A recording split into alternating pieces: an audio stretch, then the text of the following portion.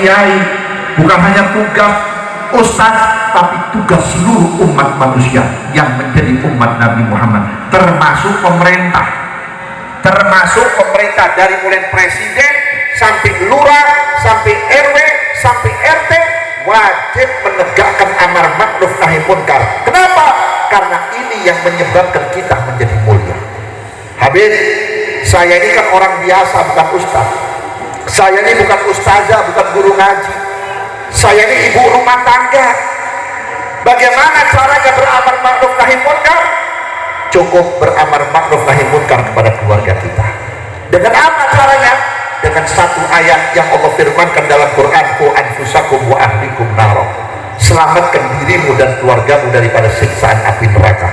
Sayyidina Abdullah bin Abbas radhiyallahu anhu menafsirkan ayat ini dengan dua hal, adibuhum wa faqihuhum. Kalau pengen anak kita, istri kita, keluarga kita, masyarakat kita selamat daripada azab neraka, satu, tanamkan akhlak yang baik. Islam agama Allah, Islam agama paling sempurna, Islam agama yang diciptakan oleh Allah Ta'ala, dan Islam agama yang diakui oleh Allah Ta'ala.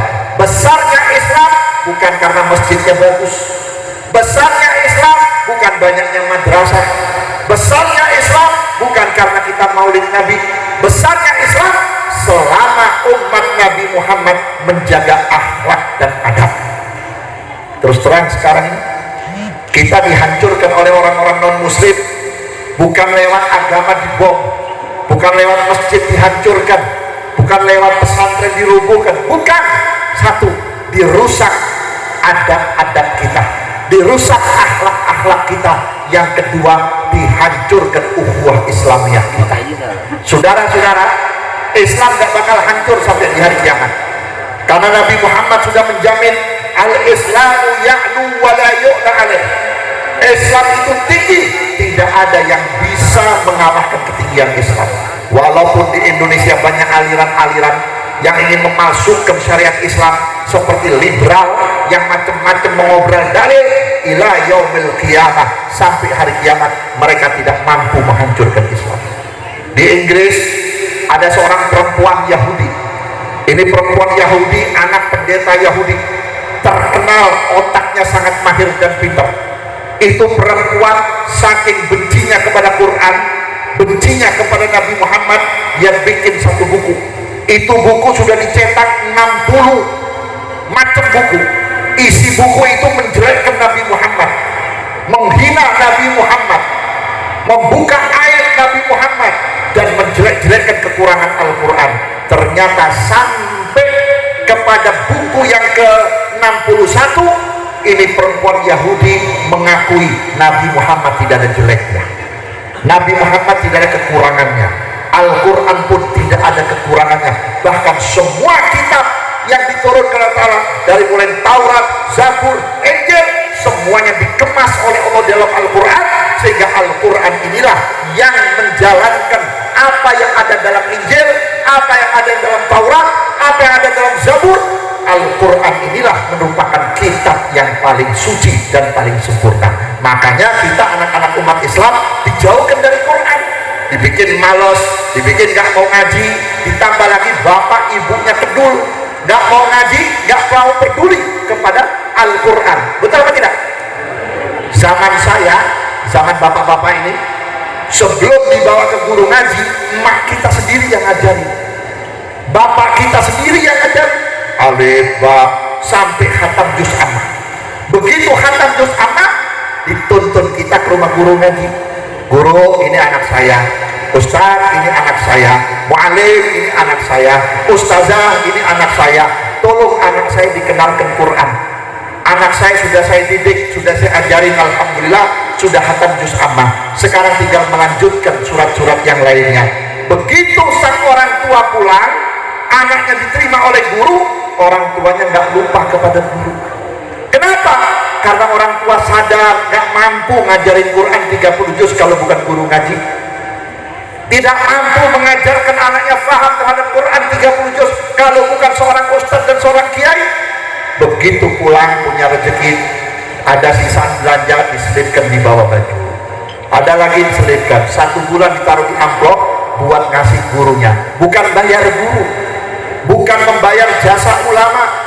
Jasa guru nggak bakal kebayar, apalagi ayat Quran 1 alif tidak bisa kebayar. Tapi untuk apa itu uang? Untuk menandakan rasa terima kasih. Alhamdulillah, saya bodoh tapi anak saya ada yang ngajarin. Saya nggak paham tapi ada orang yang peduli kepada anak saya, yang nantinya anak saya menjadi anak yang soleh dan solihah. Dikasih ini uang buat apa? Hanya sekedar buat nambahin bayar lampu, bayar listrik, buat nambahin beli kapur tulis. Tapi sekarang ada nggak yang model itu? Hah? Sudah tahu ibunya nggak paham Quran, bapaknya nggak bisa baca Quran, anaknya dibiarin. Nanti akibatnya apa? Akibatnya kalau bapak ibu sudah meninggal dunia, siapa orang yang setia mendoakan kita? Tetangga paling 3 hari, 7 hari, 40 hari, 100 hari, setahun sekali. Besek keluar udah nggak ada yang ngedoain kita. Apa kita butuh doa cuma 7 hari saja? Apakah kita butuh doa cuma setahun saja? Kita butuh kiriman doa dan amal serta pahala dari siapa? Dari orang yang setia kepada kita tiap waktu, kalau perlu 1 hari sekian banyak. Siapa itu yang bisa melakukan? Anak-anak kita yang menjadi anak yang soleh. Alhamdulillah, anak-anak kita wasilah guru-guru di sini, alhamdulillah sudah bisa baca Quran, alhamdulillah sudah kenal sholat, alhamdulillah sudah kenal akhlak. Begitu ibu bapak meninggal dunia, anak baru berangkat ke masjid, Allah sudah kirimkan pahala anak itu kepada orang tuanya. Anak baru berangkat Jumatan, sudah dikirim kepada orang tuanya. Kenapa kalau dikirim kepada orang tuanya? Karena anak itu kenal Jumat sebab orang tua, anak itu kenal pengajian sebab orang tua, anak itu bisa baca Quran sebab orang tua. Tapi bagaimana kalau orang tuanya tidak pernah mengingatkan anaknya terhadap agama?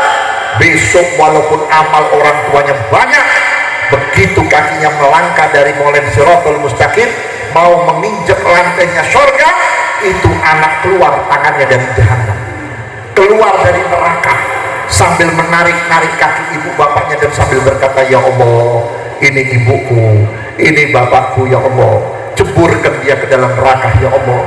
Gara-gara dia saya nggak dikasih tahu bagaimana cara sholat, gara-gara dia saya nggak pernah dikasih tahu bagaimana cara menutup aurat, gara-gara dia sampai saya mati dalam keadaan su'ul khatimah, bahkan mati dalam keadaan maksiat. Maka ceburkan ibu bapakku ke dalam neraka. Kenapa orang tua bisa diceburkan dalam neraka? Karena anak yang diberikan oleh Allah kepada ibu dan bapak itu titipan amanat dan diperintah oleh Nabi untuk kita mendidik. Terlebih-lebih anak zaman sekarang, zamannya beda, sehingga Nabi pernah menyatakan adibu atau alimu auladakum fa innahum khuliqa ghaira zamanikum. Ajari anakmu, didik anakmu. Kenapa? Karena hidupnya beda di zaman kita. Kalau zaman dulu Pak, biar bapak kita jawarah, bapak kita gerombolan, ibu kita orang nakal, tapi tetap anak masih ada hormat kepada orang tua. Betul begitu? Tapi sekarang coba cium tangan aja pakai jidat, pakai pipi, gak ada yang pakai ibu. Kalau sudah jijik mencium tangan ibunya dan bapaknya, bagaimana nanti kalau orang tuanya meninggal, anak itu bakal ingat. Saya pernah mengalami ketika tetangga saya meninggal dunia. Tetangga saya meninggal dunia waktu itu kalau nggak salah sebelum saya sakit, sekitar tahun 2016. Waktu jenazah diantar ke makam, saya ikut di makam umum di Bogor. Begitu jenazah masuk ke makam, mendung gelap, hampir hujan. Saya minggir, takut saya kehujanan. Begitu saya minggir-minggir sambil lihat kuburan, kedengaran orang baca Yasin, merdu banget, enak baca Yasin. Saya cari dari mana nih suara. Subhanallah, di ujung sana ada anak muda, nggak pakai peci, anaknya ganteng, cakep, dia duduk depan makam, dia baca Yasin. Saya lihat, saya deketin, subhanallah, sampai di sana bukan dia yang baca Yasin, handphone yang baca Yasin. HP-nya yang baca Yasin. Saya tepok, mas ini ziarah model apa? Mohon maaf Pak, saya baru pulang dari Amerika. Saya 8 tahun di Amerika.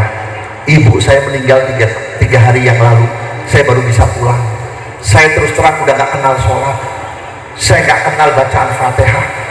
Saya waktu mau turun dari mobil, saya ngomong sama supir saya, bang, ada nggak handphone yang ada yasinnya? Oh, saya punya. Dibawa yasin atau handphonenya. Ini akan terjadi kepada kita nanti kalau kita nggak peduli terhadap pendidikan kepada anak-anak kita.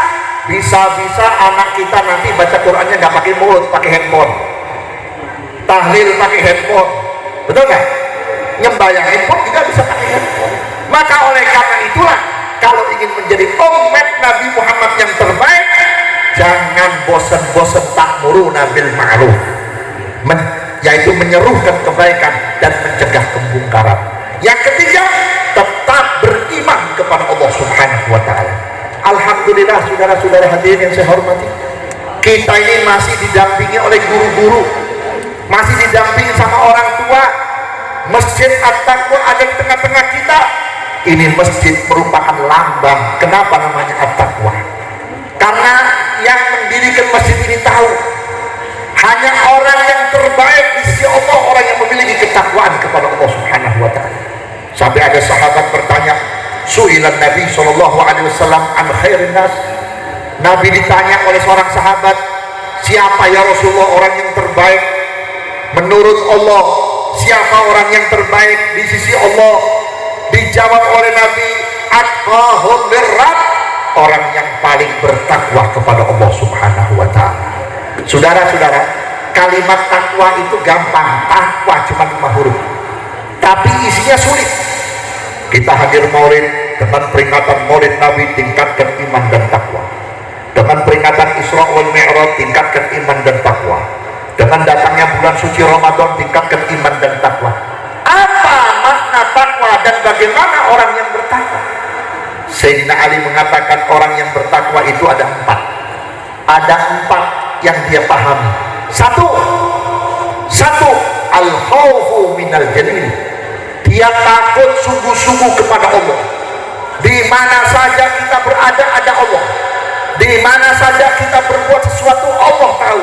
Dan semua yang kita lakukan tidak akan bisa dihapus karena Allah Maha Tahu dan Maha Mengetahui.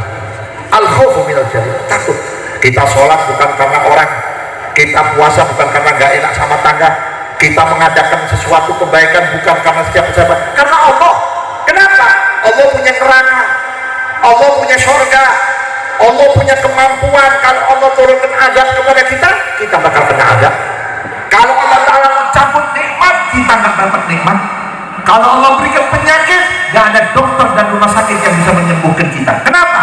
Karena semua itu adalah Allah. Makanya yang takut kepada Allah. Saudara-saudara, kekuasaan manusia itu sebentar, kehebatan manusia itu sebentar.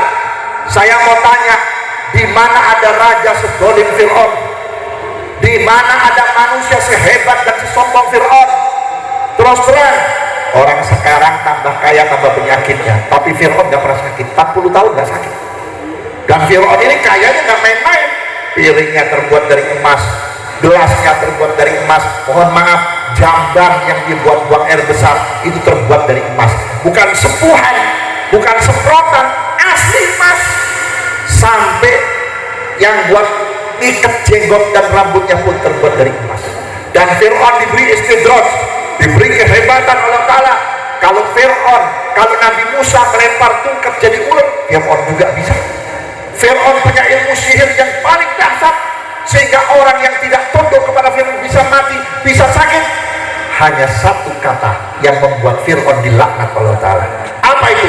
Ketika diingatkan oleh Nabi Musa alaihissalam untuk beriman kepada Allah, Fir'aun berkata, ana rabbukumul a'la, aku Tuhan yang maha agung.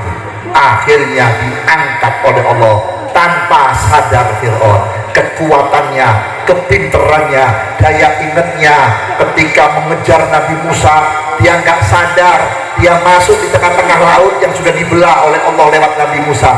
Begitu Nabi Musa selamat bersama rombongannya, Fir'aun dan bala tentaranya direndam di dalam air. Tidak ada kekuatan yang kuat, siapapun pemimpin kita, tidak ada. Ini negeri kita ini bukan punya manusia. Negeri kita ini yang bikin bukan manusia, Allah. Allah jadikan Indonesia baldatun thayyibatun wa rabbun ghafur. Indonesia diberi kemakmuran, kesentosaan. Kita bisa lihat 350 tahun dijajah oleh Belanda, Belandanya mampus, hancur. Alhamdulillah kita masih bisa menikmati Indonesia. Jepang menjajah, hancur. PKI menjajah, hancur. Paham-paham di luar ahlu sunnah, wahabi, syiah, semuanya tidak ada kekuatan. Kenapa? Karena di Indonesia ini dipadati oleh orang-orang yang bertakwa kepada Allah. Siapa yang membawa ketakwaan ke Indonesia? Sehingga orang-orang muslim Indonesia bisa menjadi orang yang bertakwa kepada Allah. Diawali oleh Maulana Rahmatullah Sunan Ampel, Maulana Malik Ibrahim, Maulana Ainul Yakin, sampai Maulana Syahdatullah Cirebon, sampai Maulana Sunan Banten. Belum lagi dengan para habaib yang satu silsilah, satu keturunan. Habib Husin Keramat Luar Batang, Habib Abdullah bin Husin Keramat Empang, Habib Ali Abdurrahman Habsyi, mendidik umat Islam Indonesia, pribumi dididik sampai menjadi wali-walinya Allah. Apa yang dikatakan Allah dalam Quran? Walau anna ahlal qura amanu wattaqaw la fatahna alaihim barakatin minas sama'i wal ardh. Apabila di dalam negeri sudah ada orang bertakwa kepada Allah, beriman kepada Allah, dari atas dan dari bawah dikeluarkan keberkahan dan kemurahan. Ada nggak dulu umat Islam mau beli minyak tanah ngantri? Ada nggak? Nggak ada. Adakah umat Islam miskin makan beras miskin? Dulu nih ya, nggak. Tapi begitu kita sudah nggak kenal Allah, kita sudah mulai lupa kepada Allah, sudah sombong dengan kekayaan, sombong dengan jabatan, sombong dengan semuanya, padahal itu semua pemberian Allah mulai dicabut. Sampai orang Ciawi, Bogor dan Sukabumi yang tadinya mandi pakai air aqua, sekarang buat minum aja beli. Ini air aqua dari mana? Ini air aqua kalau mau tahu, setiap RT, setiap gang di mana Ciawi itu keluar air pancuran bening biru. Itu yang dibeli oleh aqua sekarang. Dicabut berkah, raful barakah min wajhil ard, dicabut berkah dari permukaan bumi. Orang dulu nggak pernah kena sakit macam-macam, betul? Bapak waktu sekolah, ibu waktu sekolah diajarin sama guru 4 sehat 5 sempurna. Apa 4 sehat 5 sempurna? Nasi, sayur, telur, susu, ubi-ubian, ya kan? Sekarang sudah dicabut berkahnya Allah. Makan nasi kebanyakan gula, ya, makan nasi kebanyakan gula, makan telur kebanyakan bisulan, minum susu kolesterol, makan lalap-lalapan asam urat. Apa yang kita makan sekarang? Makan sambal pakai terasi, gatel-gatel. Bukan karena makanannya jelek, bukan karena sayurannya jelek, bukan karena nasinya jelek, memang sudah dicabut berkahnya oleh Allah Ta'ala. Orang kalau kena sakit ginjal, ya, itu kalau belum dicuci dia punya ginjal, boleh minum air putih, yang banyak minum air putih. Tapi kalau sudah dicuci ginjalnya, minum sedikit, bengkak badannya seperti orang berair yang akhirnya meninggal dunia. Apa sebabnya? Ini sebab kita nggak tahu diri. Allah ciptakan dunia dan isinya karena Nabi Muhammad, tapi kita nggak menghargai siapa makhluk Allah yang paling dicintai oleh Allah. Terus terang Pak, kita ini mulia karena Nabi Muhammad, kita ini terhormat karena Nabi Muhammad. Kalau nggak ada Nabi Muhammad, nggak ada Habib, nggak ada Kiai, nggak ada ajengan, nggak ada Pak Haji, nggak ada masjid, nggak ada musola, nggak ada ibu-ibu berjilbab, nggak ada orang tua yang soleh dan solihah. Ini semua karena Nabi Muhammad. Pantas kalau tiap tahun kita rayakan, kita peringati hari lahirnya Nabi Muhammad, tanda terima kasih kita kepada Allah. Ibu-ibu, bapak-bapak, dulu di zaman Nabi ada satu desa, satu kampung. Itu di satu kampung ada kumpulan ibu-ibu seperti ini. Setiap hari Senin dia masuk ke dalam satu majelis, masing-masing bawa makanan. Ada yang bawa makanan, ada yang bawa uang, ada yang bawa baju yang bekas tapi yang masih bagus, yang masih bisa dipakai. Setelah dikumpulkan, dibagikan kepada fakir miskin. Ini berita sampai kepada Nabi Muhammad, berita ini sampai kepada Rasulullah. Akhirnya Rasulullah menyuruh salah satu sahabat untuk bertanya kepada ibu-ibu tersebut. Anak-anak,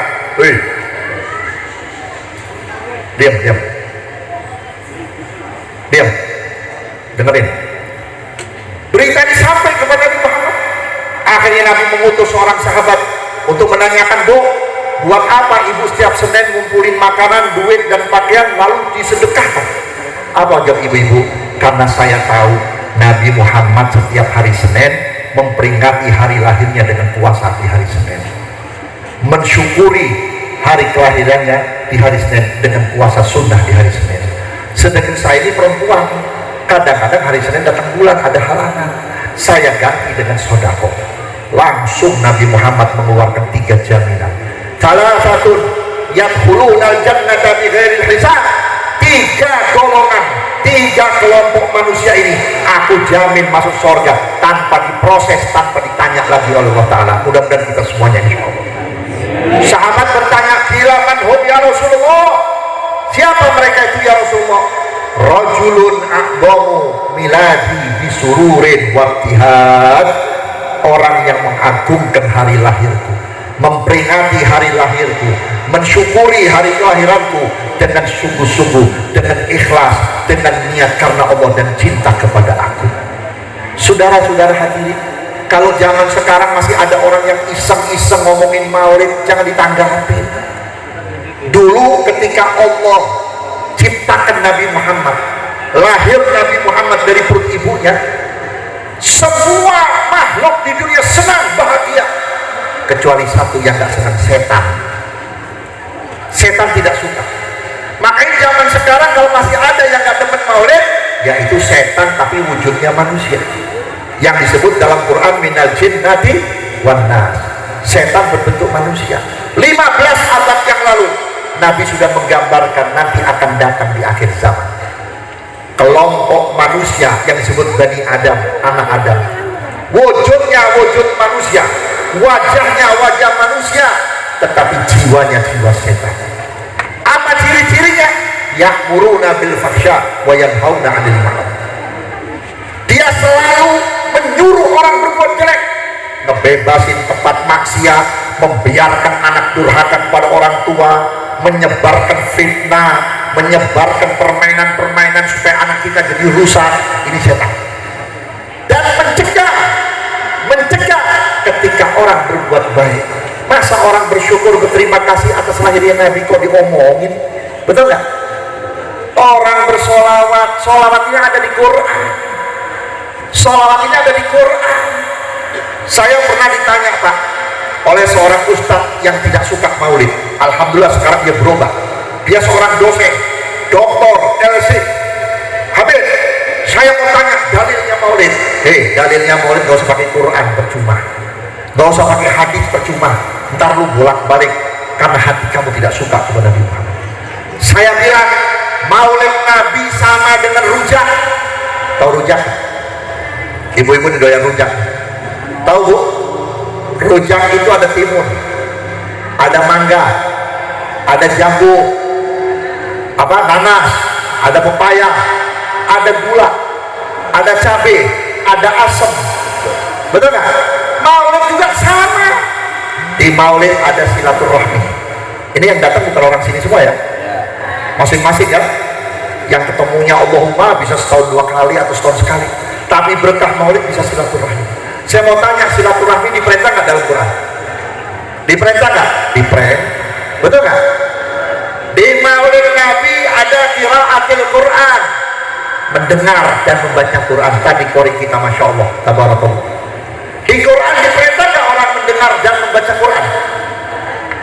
Di maulid Nabi ada sodakoh masal.